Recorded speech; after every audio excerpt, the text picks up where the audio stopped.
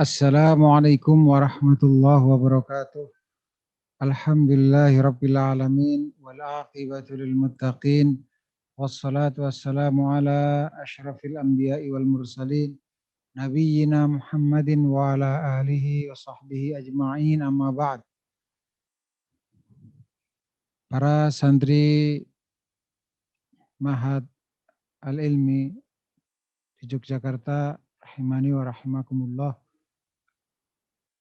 Pada kesempatan kali ini insyaallah kita akan melanjutkan penjelasan tentang itsbatu ma'iyatillahi li khalqihi. Penetapan kebersamaan Allah bersama makhluknya. Masih pada muqaddimah pengantar yaitu kita akan mengenal macam-macam ma'iyatullah. Macam-macam kebersamaan Allah Subhanahu wa taala. Yang pertama adalah ma'iyatullah al-'amah.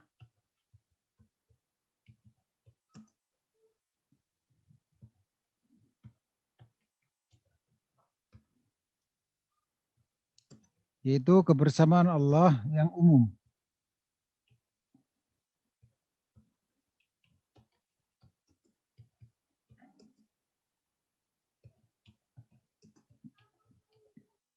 Kebersamaan Allah jenis umum.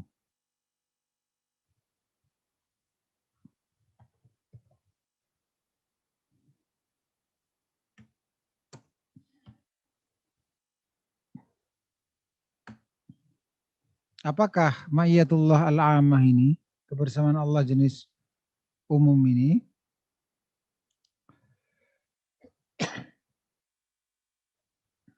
yaitu kebersamaan Allah yang meliputi seluruh makhluk. Kebersamaan Allah yang meliputi seluruh makhluknya. Mengandung makna peliputannya terhadap seluruh makhluknya. Dengan ilmu, dengan kekuasaannya, dengan pendengarannya, dengan penglihatannya. Dan dengan selainnya dari makna-makna rububiyahnya. Ini kebersamaan Allah yang umum. Yaitu Allah bersama dengan seluruh makhluknya yang mengandung makna peliputan Allah terhadap seluruh makhluknya. Peliputan Allah terhadap seluruh makhluknya itu dengan ilmunya, kekuasaannya, pendengarannya, penglihatannya, dan selainnya dari makna-makna rububiyahnya. Sehingga Allah dikatakan bersama dengan seluruh makhluknya, maksudnya adalah Allah meliputi seluruh makhluknya, dengan mengetahui seluruh makhluknya, menguasai seluruh makhluknya, mendengar seluruh suara makhluknya, melihat seluruh makhluknya, dan seluruhnya dan selainnya dari mana-mana rububiyahnya. Itulah kebersamaan Allah yang jenis umum.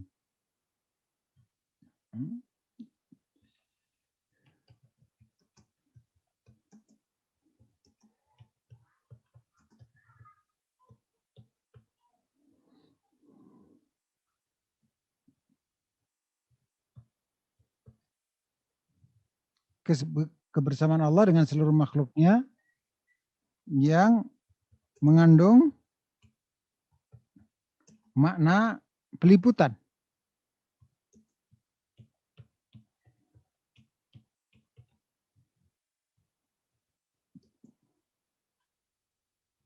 Peliputannya terhadap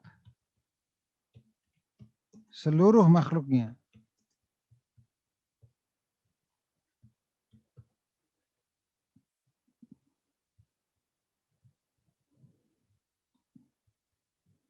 Jadi kalau dikatakan Allah bersama dengan makhluknya, itu bukan berarti bersama dengan makhluknya dimanapun makhluk berada. Tetapi mengandung makna Allah mengetahui seluruh makhluknya, Allah menguasai seluruh makhluknya, Allah mendengar seluruh makhluknya, Allah melihat, Allah mendengar suara seluruh makhluknya, Allah melihat seluruh makhluknya. Seperti itu. Allah meliputi seluruh makhluknya. Itulah kebersamaan Allah dengan seluruh makhluknya. Sehingga kebersamaan Allah jenis ini adalah termasuk sifat dzatiyah. Mengapa demikian? Karena tidak terkait dengan kehendak dan selalu senantiasa Allah bersifat dengannya, tidak bermula. Allah senantiasa dikatakan ilmunya meliputi seluruh makhluknya. Kan nggak pernah dikatakan Allah pernah tidak tahu terhadap makhluknya. Demikian pula kekuasaannya, pendengarannya, dan seterusnya. Kemudian yang kedua adalah ma'iyatullah al-khasah. Kebersamaan Allah yang khusus.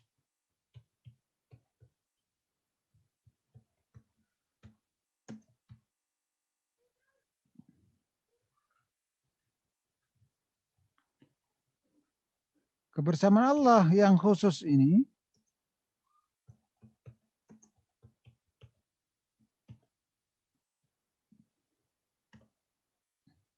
maksudnya adalah kebersamaan Allah yang terkait dengan orang tertentu atau memiliki sifat tertentu atau yang memiliki sifat tertentu. Kebersamaan Allah dengan makhluknya yang terkait dengan makhluk tertentu atau makhluk yang memiliki sifat tertentu, begitu.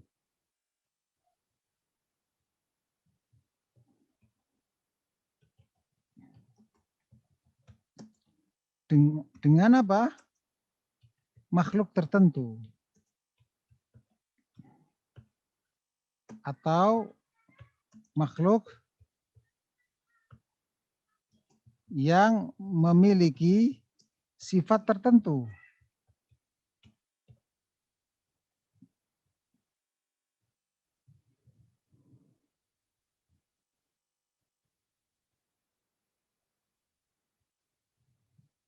Allah bersama dengan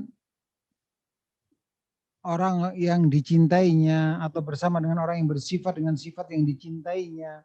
Kebersamaan ini mengandung makna pertolongan, peneguhan, taufik.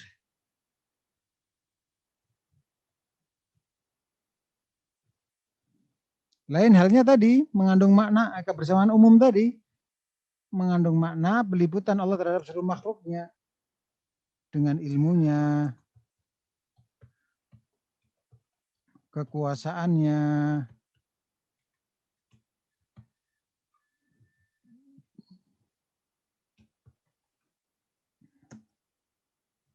penglihatannya,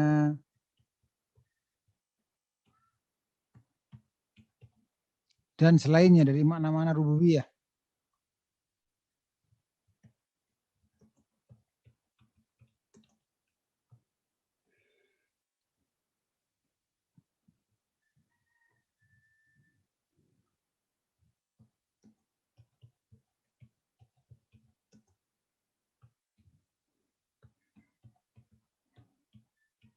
Tetapi kalau kebersamaan yang khusus ini,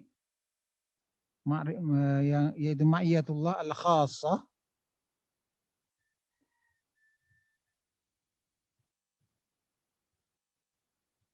yaitu kebersamaan Allah jenis yang khusus.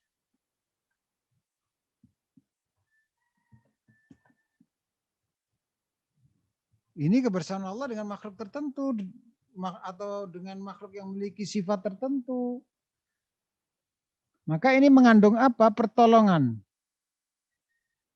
peneguhan, taufik, penjagaan Allah terhadap orang-orang tertentu tersebut.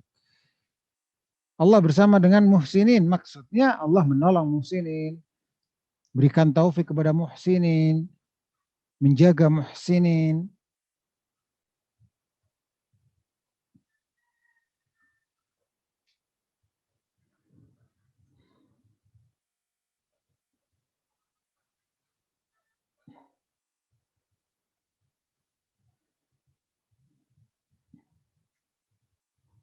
Jadi kebersamaan ini mengandung apa? Pertolongan Allah peneguhan,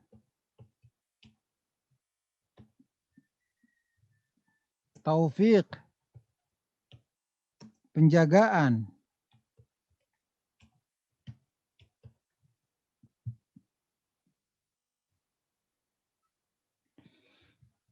dan untuk kebersamaan Allah yang khusus ini merupakan sifat fi'liyah. Mengapa? Karena terkait dengan kehendak Allah. Mengikuti kehendak Allah dan terkait dengan sebab. Kalau innallaha yuhibbul muhsin, innallaha, sesungguhnya Allah. Jadi kalau Allah Subhanahu wa taala bersama muhsinin, maksudnya ada sebab pada sebagian hambanya, yaitu ihsan.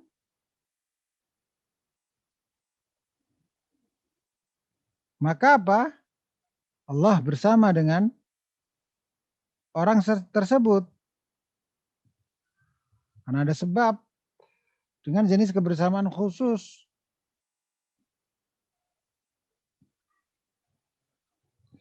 Wa innallaha lama'al muhsinin. Dan sesungguhnya Allah benar-benar bersama orang-orang yang berbuat ihsan. Jadi ada ihsan dulu. Baru ketika itu Allah Ta'ala menghendaki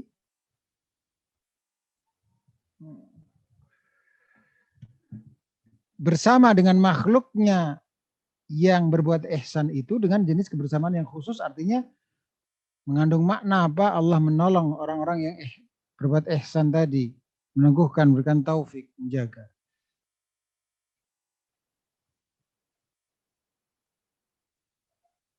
Atau yang semisal, atau yang semakna dengan itu.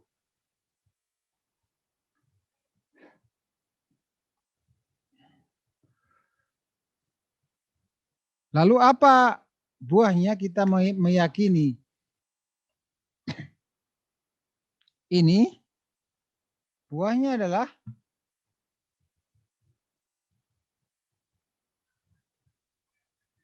dengan mengetahui ma'iyatullah al-ammah, kita tertuntut semakin yakin bahwa setiap tingkah laku kita benar-benar senantiasa diawasi oleh Allah Ta'ala.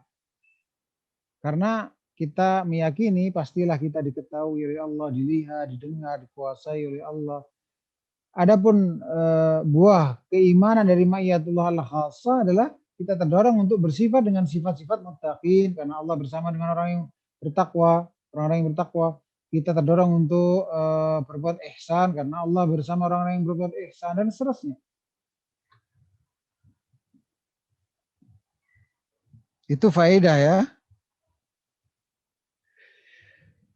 Nah, kalau sudah kita ketahui ini, mari kita lihat di kitab yang sedang kita pelajari tentang penetapan ma'iyatullah di khalqihi.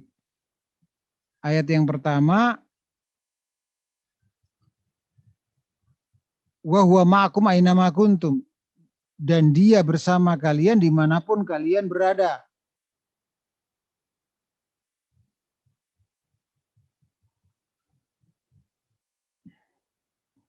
Yaitu dimanapun kalian berada, di daratan, di lautan, di siang hari, di malam hari, di rumah, dan yang lainnya, semuanya diliputi oleh ilmu Allah. Suara mereka juga didengar oleh Allah. Gerak-gerik mereka juga dilihat oleh Allah. Berarti ini kebersamaan apa? Al-am. Adapun ayat yang kedua,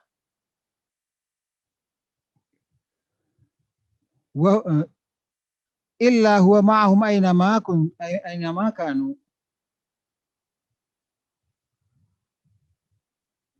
Pada petikan ini menunjukkan bahwasanya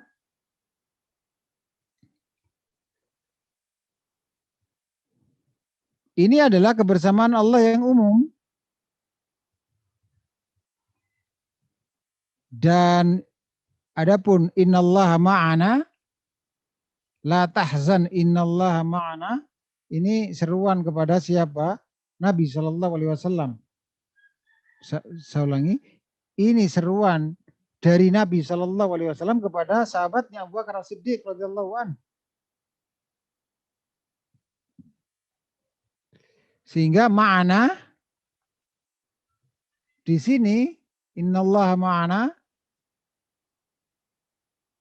di sini maksudnya adalah kebersamaan yang khusus yang mengandung pertolongan Allah kepada Rasulullah Sallallahu Alaihi Wasallam dan Abu Bakar As-Siddiq, peneguhannya. Jangan bersedih karena Allah menolong kita, Allah meneguhkan kita. Itu kandungan yang terdapat dalam innallaha ma'ana, sebenarnya Allah bersama dengan kita. Namun tetap walaupun mengandung makna seperti itu, kebersamaan Allah harus ditetapkan baik yang umum maupun yang khusus, walaupun mengandung makna tadi masing-masingnya tadi, tapi juga harus kebersamaan itu ditetapkan. Kita katakan kebersamaan di sini kebersamaan yang sebenarnya, tapi sesuai dengan konteksnya, sesuai dengan keagungan Allah Ta'ala. Sebagaimana kita katakan pada pertemuan yang telah lalu bahwa bersama itu secara bahasa Arab tidak harus mengandung percampuran zat. Tidak harus bersama dengan maksud kedekatan atau kesamaan tempat. Tapi jadi sesuai dengan konteks.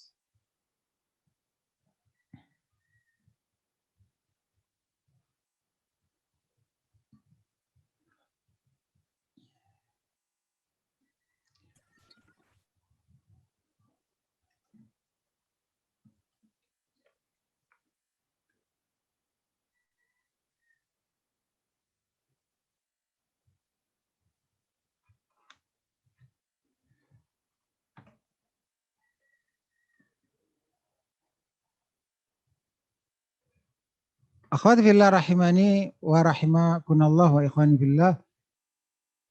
Ta'azzani Allah wa iyyakum. Kemudian yang berikutnya adalah innani ma'akuma asma' wa ara. Innani ma'akuma asma' wa ara.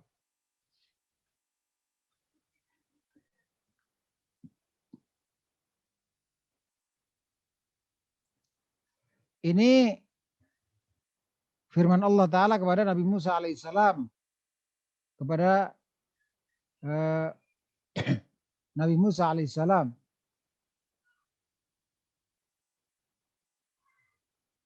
Dan Harun alaihissalam.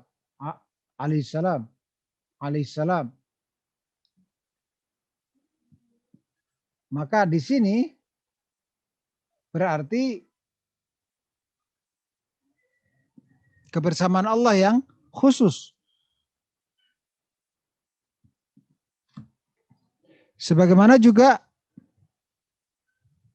pada ayat yang berikutnya, innallaha ma'al ladzina taqau, sungguhnya Allah bersama orang yang bertakwa, walladzina hum muhsinun, dan bersama dengan orang-orang yang mereka berbuat ihsan. Kebersamaan khusus, wasbiru innallaha ma'as sabirin, kebersamaan khusus, wallahu ma'as sabirin, kebersamaan khusus juga. Karena memang as-sabirin adalah sifat yang tidak setiap orang memiliki sifat ini. Bertakwa juga demikian, berbuat ihsan juga demikian. Ini orang-orang khusus. Sehingga kebersamaannya pun juga kebersamaan khusus.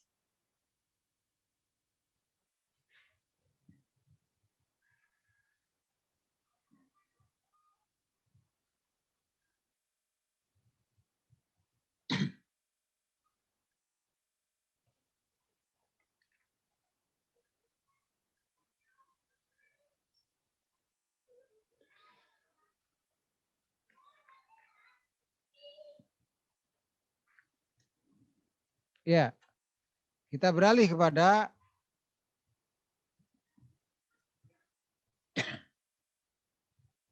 yaitu itsbatul kalam lillahi ta'ala. Penetapan sifat berfirman bagi Allah Subhanahu wa ta'ala.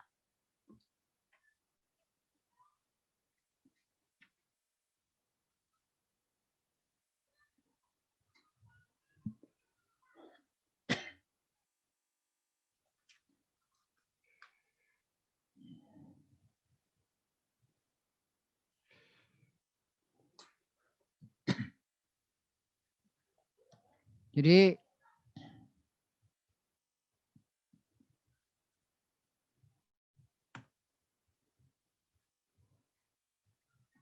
sifat al-kalam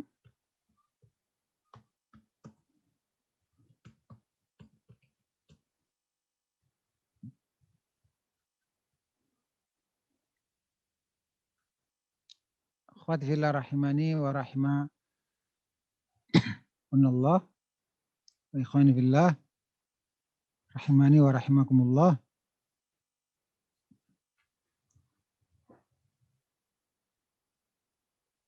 Ditetapkan bagi Allah Ta'ala, dalilnya adalah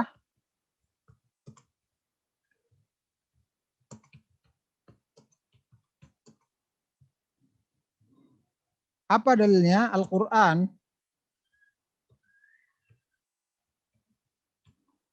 As-Sunnah, dan Ijma'.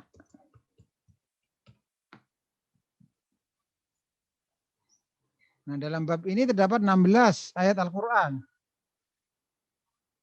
Penulis memang memperbanyak penyebutan dalil-dalil tentang sifat al-kalam dalam bab ini. Rahasianya apa? Karena dalam masalah sifat-sifat Allah, fitnah yang termasuk terbesar yang dihadapi oleh Ahlussunnah wal Jamaah, dan juga demikian permusuhan al-batil yang termasuk terbesar adalah dalam masalah kaitannya dengan sifat al-kalam ini. Bagaimana keyakinan Ahlussunnah wal Jamaah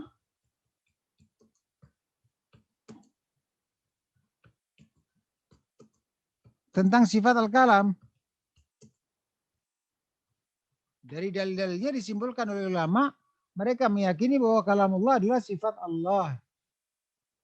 Allah senantiasa disifati dengan sifat berfirman, dengan firman yang sebenarnya, yang hakiki, yaitu dengan suara yang terdengar, tidak sama dengan suara makhluk tentunya, dan tersusun dari huruf-huruf, kata-kata, kalimat. Mengapa kok sampai seperti ini? Karena memang ada kelompok yang menyimpang, keyakinannya enggak seperti ini, bertentangan dengan ini, sehingga perlu dirinci. Sebetulnya tanpa dirinci, namanya firman ya tersusun dari huruf, kata-kata, ya namanya firman. Juga demikian dengan suara, namanya firman. Suara Allah tentunya tidak sama dengan suara makhluk. Tetapi gara-gara ada pemikiran yang sesat, keyakinan yang sesat, yang bertentangan dengan keyakinan yang seperti ini, padahal dalilnya jelas, maka ulama Ahlussunnah wal Jamaah bikin statement akidah, pernyataan akidah yang benar untuk memagari umat Islam agar tidak terjerumus dalam keyakinan yang salah tentang sifat al-kalam ini. Oleh karena itu Ahlussunnah wal Jamaah menjelaskan bahwa Allah disifati dengan sifat al-kalam, yaitu berfirman, dengan firman yang sesungguhnya.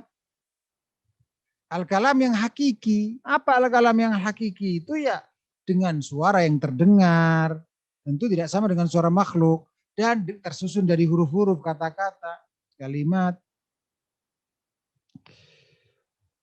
Dan Allah Ta'ala berfirman sesuai dengan kehendaknya, baik terkait dengan waktu, isi, maupun kaifiyah, bentuk firman Allah Ta'ala. Jadi Allah Ta'ala berfirman sesuai dengan kehendaknya. Baik terkait dengan waktu, waktunya kapan Allah berfirman kepada nabi tertentu, maka waktunya terserah Allah. Isinya terserah Allah, sesuai dengan kehendak Allah.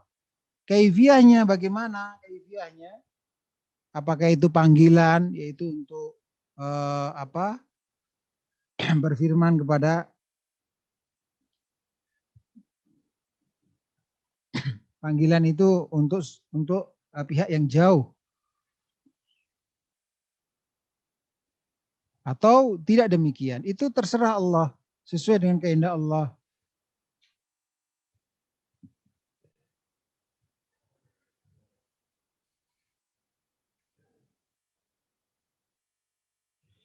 Jadi isi keyakinan Ahlussunnah wal Jamaah dalam masalah al-kalam, dalam masalah sifat tangan dalam masalah sifat rahmah dan seterusnya.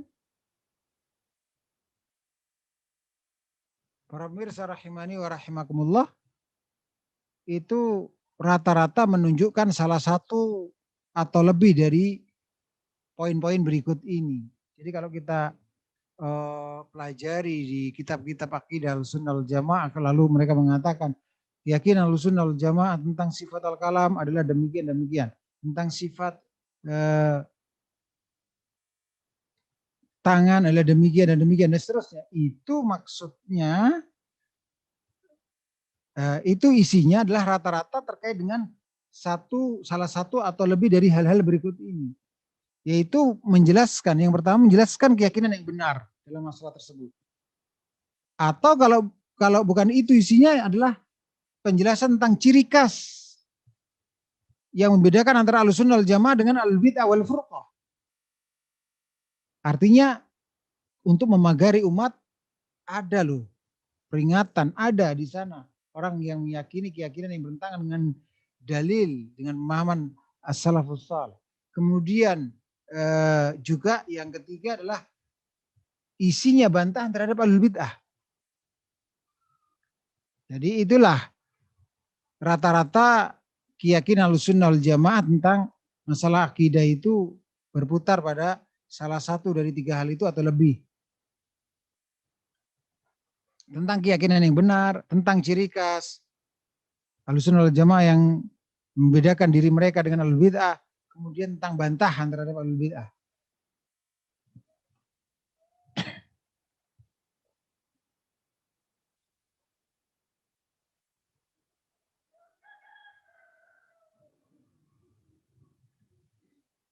Jadi saya ringkas apa yang barusan saya sampaikan, bahwa sifat al-kalam keyakinan Ahlussunnah wal Jamaah adalah sifat Allah yang sebenarnya. Berfirman yang hakiki, yang sebenarnya. Maksudnya bagaimana?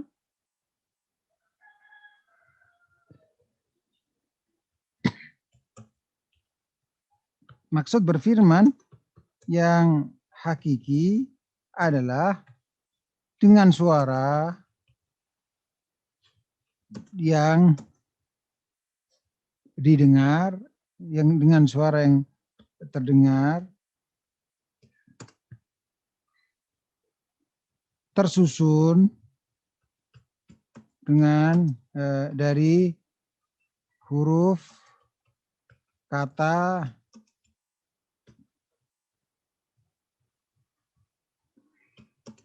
kalimat, ataupun kalimat. Begitu. Ya. Lalu apa?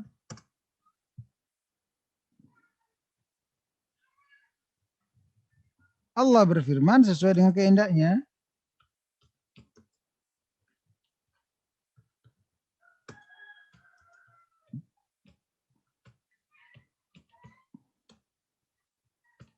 Baik terkait dengan waktu,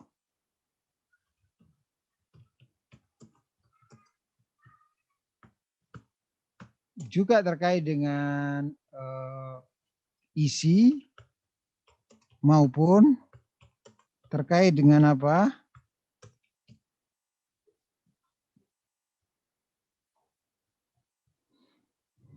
Terkait dengan kaifiyah, tata cara berfirman.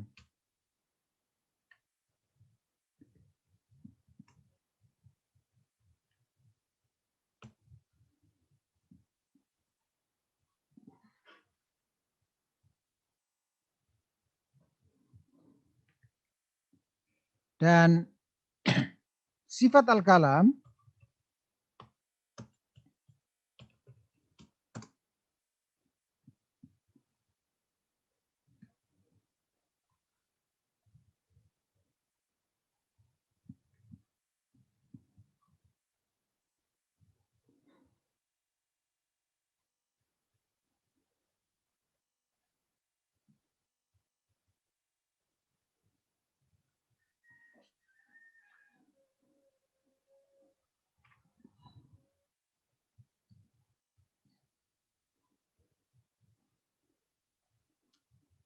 disebutkan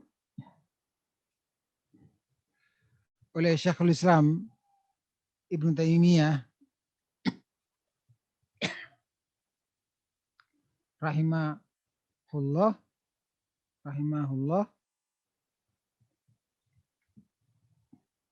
dengan 16 dalil, 16 ayat Al-Quran.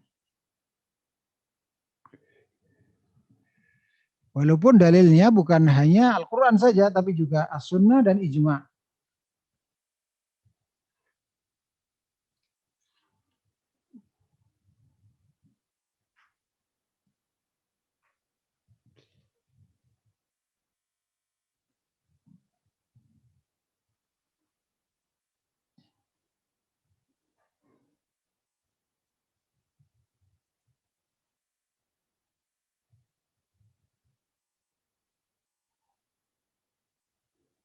Ya, lalu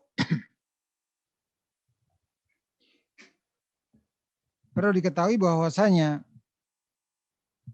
di dalam bab setelah ini ada itsbatu tanzil Quran Allah Ta'ala. Penetapan penurunan Al-Quran dari Allah Ta'ala. Artinya terkait dengan bahwa Al-Quran adalah kalamullah. Al-Quran adalah kalamullah.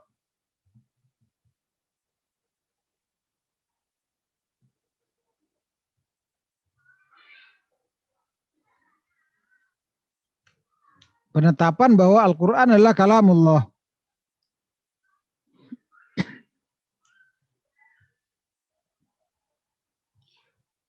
Dan seluruh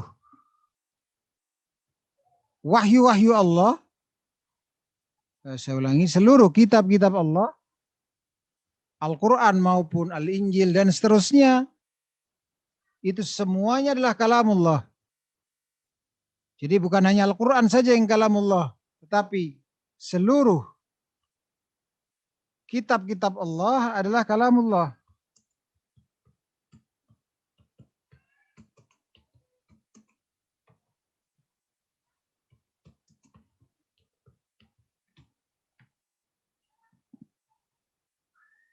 Seluruh kitab-kitab Allah adalah kalamullah. Dan paling agungnya tentunya adalah Al-Quran.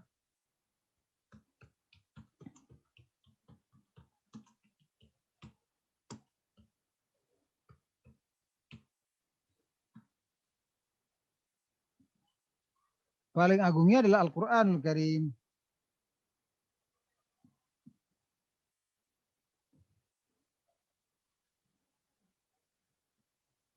Sedikit kita mempelajari atau mengenal tentang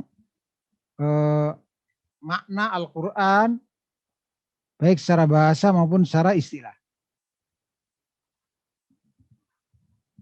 Karena sering kita mengucapkan Al-Quran, Al-Quran, mendengar lafaz Al-Quran. Tapi mungkin banyak dari kaum muslimin yang belum mengetahui tentang makna Al-Quran secara bahasa maupun secara istilah. Dan untuk apa Al-Quran itu diturunkan. Bahwa Al-Quranul Karim secara bahasa, Al-Quran secara bahasa, maksudnya dari qara'a, yaqra'u, Qur'anan. Ada dua maknanya secara bahasa, itu yang dibaca dan pengumpul. Maksudnya apa? Secara bahasa Al-Quran dikatakan Al-Quran karena memang dibaca. Sesuatu yang dibaca. Dan dikatakan pengumpul karena memang mengumpulkan kabar dan hukum Allah. Itu secara bahasa. Secara istilah syar'i, Al-Quran adalah firman Allah yang diturunkan kepada Rasulnya, penutup para nabi, yaitu Nabi Muhammad Sallallahu Alaihi Wasallam. Diawali dengan surat Al-Fatihah dan ditutup dengan surat An-Nas. Itu secara syar'i. Itu firman Allah Ta'ala yang diturunkan kepada Rasulnya penutup para nabi, yaitu Nabi Muhammad SAW, diawali dengan surat Al-Fatihah dan ditutup dengan surat An-Nas.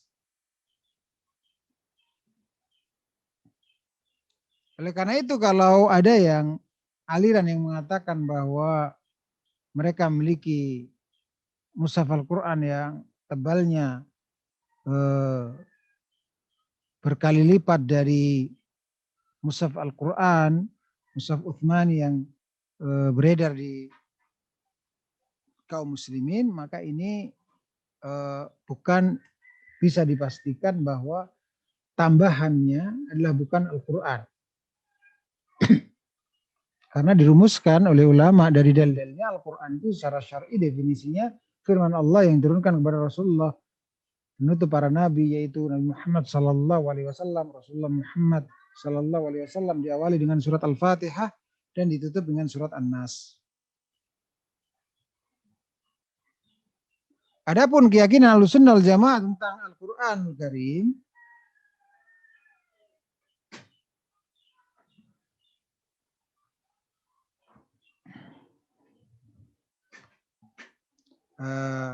sebelum beralih ke situ, tentang untuk apa Al-Quran ini turunkan.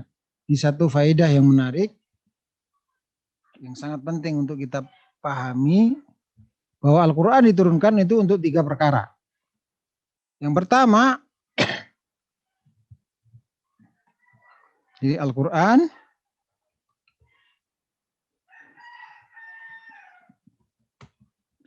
diturunkan untuk 3 perkara.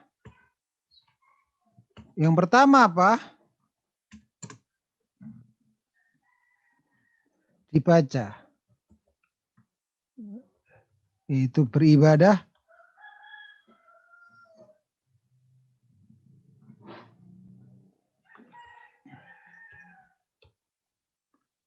Beribadah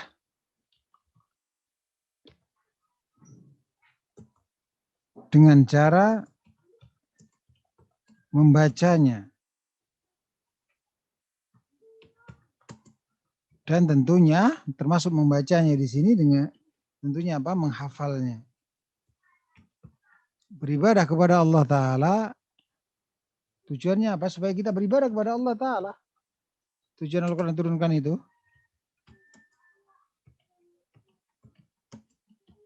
Dengan cara apa? Membacanya, menghafalnya.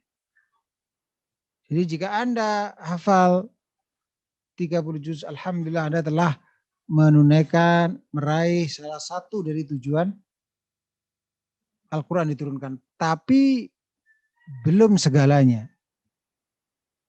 Karena Al-Quran diturunkan tidak hanya untuk satu perkara saja. Oleh karena itu adalah sebuah hal yang tidak layak ketika seorang walaupun sudah hafal 30 juz Al-Quran, lalu berhenti dari mempelajari tafsirnya, mengamalkannya, mempelajari tauhid, ayat-ayat tentang tauhid, ayat-ayat tentang fikih, ibadah dan seterusnya. Karena Al-Quran diturunkan itu untuk 3 perkara, bukan hanya untuk satu perkara. Perkara yang kedua adalah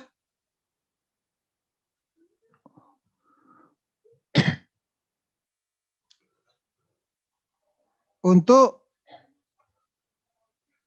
dipelajari maknanya. Maksudnya yaitu tafsirnya. Penjelasan makna ini diistilahkan dengan tafsir.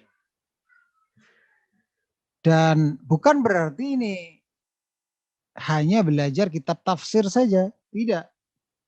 Karena Anda sedang belajar kitab tauhid, Anda sedang belajar kitab fikih jual beli, Anda sedang belajar tentang kitab fikih sholat, Anda sedang belajar tentang ilmu faraid, ilmu tentang waris, dan seterusnya. Itu hakikatnya jika di situ terdapat ayat Al-Quran, maka hakikatnya Anda sedang belajar tafsir ayat-ayat Al-Quran dalam disiplin ilmu tersebut masing-masing. Anda belajar faraid, artinya Anda belajar tafsir ayat-ayat tentang faraid.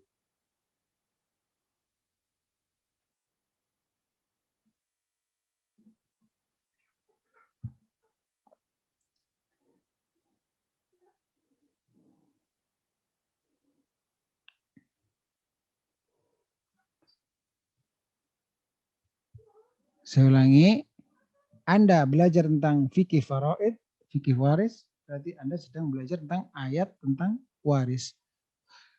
Anda sedang belajar kitab Thalathatul Usul yang di situ banyak ayat di dalamnya, maka Anda berarti sedang belajar tentang tafsir ayat-ayat tentang tauhidul uluhiyah. Anda belajar tentang fikih tentang sholat, ada ayatnya. Maka Anda sedang belajar tentang ayat tentang hukum masalah sholat. Seputar hukum masalah sholat. Belajar tafsir ayat tersebut. Jadi jangan dipersempit namanya. Mempelajari tafsir atau makna ayat Al-Quran hanya melalui kitab tafsir Al-Quran saja.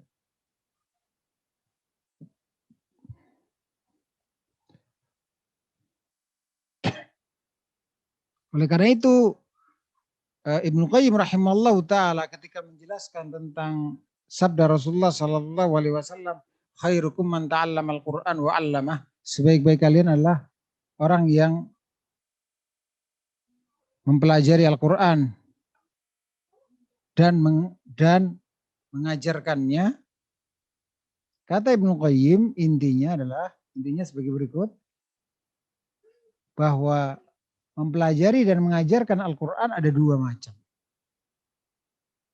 Mempelajari dan mengajarkan Al-Quran ada dua macam. Yang pertama adalah mempelajari dan mengajarkan huruf-hurufnya semata. Ya, masalah ilmu qiraah, ilmu tajwid, tahsin, membaca, bacaan.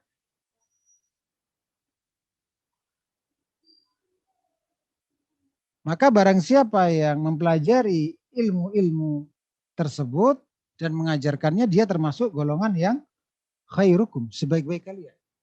Tetapi jangan lupa ada bentuk mempelajari dan mengajarkan Al-Quran yang kedua. Dan ini lebih tinggi kata Ibnu Qayyim daripada yang pertama. Lebih mulia. Semua mulia tetapi ada yang lebih mulia. Dalam syariat Islam kan begitu. Banyak ajaran-ajaran agama Islam, banyak perintah-perintah Allah dalam ajaran agama Islam, tetapi semua nggak sama derajatnya. Sebagiannya lebih mulia daripada sebagian yang lain.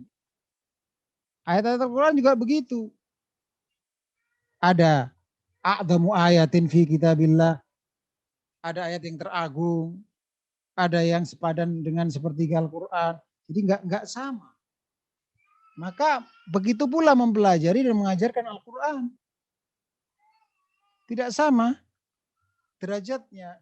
Sebagiannya lebih tinggi daripada sebagian yang lain walaupun sama-sama mulia. Apakah ada yang lebih tinggi dari mempelajari dan mengajarkan ilmu tajwid, qiraah, tahsin, tilawah? Ada. Yaitu apa? Dalam mensyarah hadis ini Ibnu Qayyim menjelaskan bentuk yang kedua mempelajari dan mengajarkan Al-Quran adalah mempelajari dan mengajarkan makna-maknanya. Mempelajari dan mengajarkan makna-maknanya.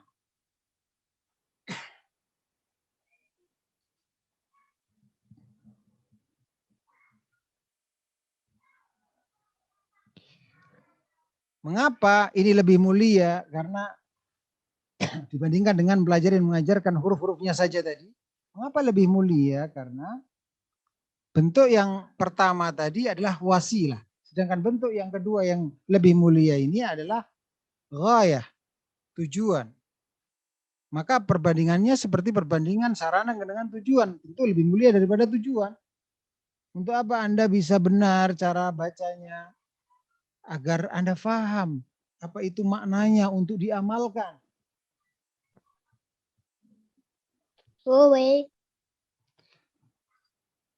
Ya, jadi seperti itu.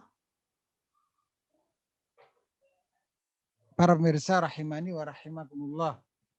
Jadi jangan sampai kita salah paham khairukum man ta'allamal Qur'an wa 'allamahu. Jangan sampai kita salah paham menyempitkan makna hadis ini ada pada orang-orang yang belajar tentang bacaan Al-Quran saja dan seputar itu, serta orang-orang yang mengajarkannya saja, itulah yang khairukum.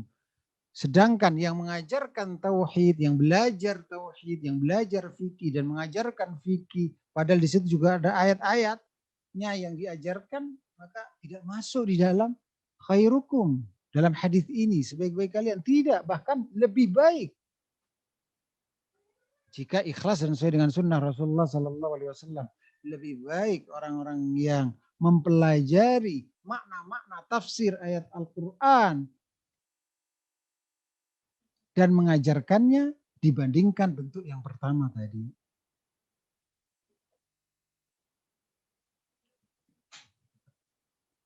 Ketika Anda sudah hafal 30 juz Al-Quran, baru sepertiga dari tujuan Al-Quran diturunkan Anda raih. Lalu Anda mempelajari tafsirnya dari Al-Fatihah sampai An-Nas, baru 2/3. Nah, apa yang ketiganya? Tujuan Al-Quran diturunkan adalah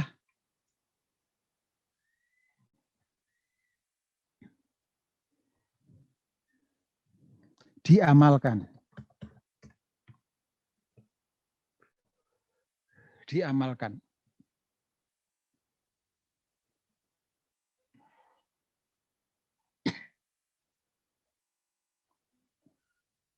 Oleh karena itu, Syekhul Islam pernah mengucapkan, siapakah Ahlul Quran itu? Ahlul Quran hum al-alimuna bima fihi. Al-amiluna bihi. Wa illam yahfadhu suwarahu wa ayatihi. Kurang lebihnya seperti itu. Siapakah Al-Quran itu? Al-Quran adalah, kata Syekhul Islam, orang-orang yang mengetahui makna dari ayat-ayat Al-Quran tersebut, mengilmui Al-Quran tersebut. Termasuk juga tentunya mengilmui tentang bacaannya. Wal amiluna bihi, dan mengamalkannya. Wa illam yahfadhu suwarahu wa ayatihi. Walaupun setelah dia berusaha untuk menghafal Al-Quran, dia tidak bisa menghafal seluruh surat-surat Al-Quran dan ayat-ayatnya. Artinya, seseorang bisa jadi tidak hafal 30 juz Al-Quran, tetapi dia ahlul Quran. Kapan itu? Ketika dia sudah berusaha untuk membaca Al-Quran dengan baik, dengan sesuai dengan ilmu tajwid, dan mengamalkannya, mempelajari maknanya, mengamalkannya, maka dia ahlul Quran.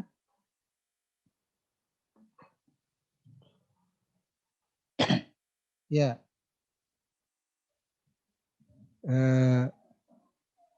demikian para pemirsa rahimani wa rahimakumullah. Mohon maaf untuk pertemuan kali ini, sampai di sini terlebih dahulu. Saya tutup kajian ini. Wassallallahu wasallam wa baraka ala nabiyyina Muhammad wa akhiru da'wana anil hamdulillahi rabbil alamin. Assalamualaikum warahmatullahi wabarakatuh.